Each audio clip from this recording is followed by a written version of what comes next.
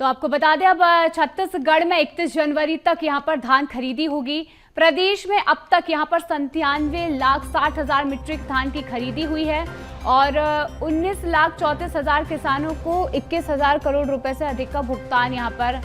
मिला नहीं है। आपको बता देते हैं यहां पर 65,80,000 मीट्रिक टन धान के उठाव के लिए DOTO जारी किया गया है और इसके साथ ही 39 लाख मीट्रिक टन धान को यहाँ पर जो धान का उठाव है वो यहाँ पर हो चुका है। वहीं 14 नवंबर से यहाँ पर जो धान उठाव की शुरुआत थी, जो सिलसिला था वो यहाँ पर शुरू हुआ था, जिसके बाद अब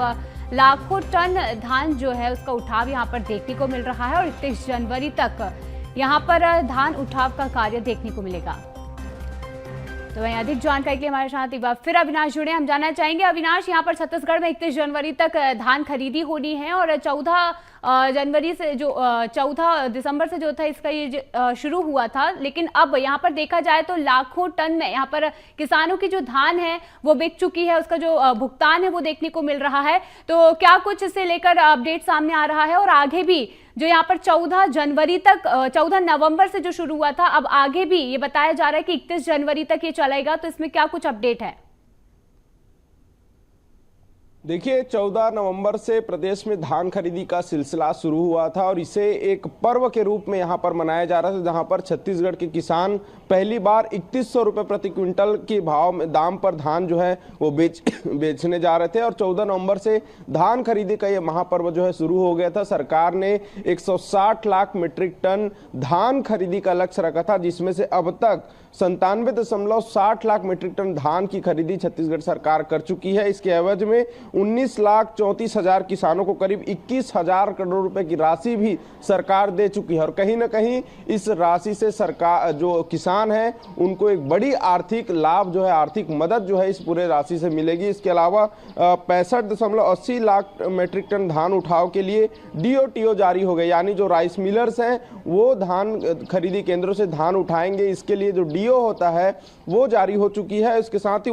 39 लाख मीट्रिक टन धान का जो उठाव है अब तक पूरे प्रदेश भर से सभी केंद्रों से हो चुका है, खरीदी केंद्रों से, और कहीं ना कहीं सरकार अपने धान खरीदी के लक्ष्य की ओर आगे है। 97 लाख मीट्रिक टन धान की खरीदी हो चुकी है, 160 लाख मीट्रिक टन धान खरीदी का लक्ष्य सरकार ने रखा है। इसके अलावा अगर हम देखें तो अभी धान खरीदी के लिए कम से कम 25 दिन और बचे हुए हैं। 25 दिनों में 160 लाख मीट्रिक टन धान खरीदी का लक्ष्य जो है वो पूरा करना है, जिसमें से 97 लाख मीट्रिक टन धान खरीदी का लक्ष्य लगभग पूरा हो चुका है। उसके साथ ही अगर हम बात करें किसानों की, तो तमाम व्यवस्थाएं जो है किसानों को सोसाइटी में जो धान खरीदी केंद्र है वहां पर सरकार के द्वारा दी जा रही है। स्वयं मुख्यमंत्री विष्णुदेव साय इसका निरीक्षण कर रहे हैं, इस पर पूरी नजर बनाए रखें ताकि किसी भी खरीदी केंद्र में बारदाने की कमी नहीं होनी चाहिए, किसानों को किसी भी तरह की समस्या नहीं होनी चाहिए। इसके अलावा जो किसानों को 10,000 रुपए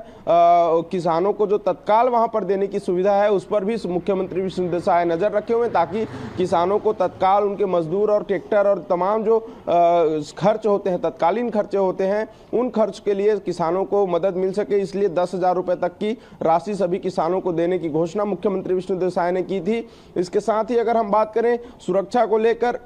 तो सोसाइटी केंद्रों में धान के रखरखाव को लेकर भी तमाम दिशा निर्देश दिए गए थे, जिसका असर पूरे प्रदेश भर में देखने को मिला। और जब प्रदेश में मौसम में बदलाव हुआ तो उस समय सभी धान खरीदी केंद्रों में तालपत्री की तमाम व्यवस्थाएं वहां पर की गई थी ताकि धान भीगे ना, क्योंकि धान जब भीग जाते हैं बारिश के चलते या फिर उनमें नमी आ जाती है या फिर और कई तरह की समस्याएं आती है, जिसके चलते जो है एक बड़ा राजस्व का नुकसान सरकार को होता है। ऐसे में किसानों का भी ध्यान रखा गया और धान खरीदी केंद्रों की सुरक्षा, उन धान के रखरखाव का भी विशेष ध्यान रखा, जिसका असर है कि आज प्रदेश में बेहतर तरीके से धान खरीदी चल रही। हालांकि कुछ जगहों से कुछ शिकायतें जरूर आती है, लेकिन उस पर भी त्वरित समाधान सरकार के द्वारा किया जा रहा है। जी बिल्कुल, देखा जाए तो बड़ी मात्रा में यहाँ पर धान उठाव कार्य हुआ है। चलिए, तमाम जानकारी के लिए अविनाश बहुत बहुत धन्यवाद।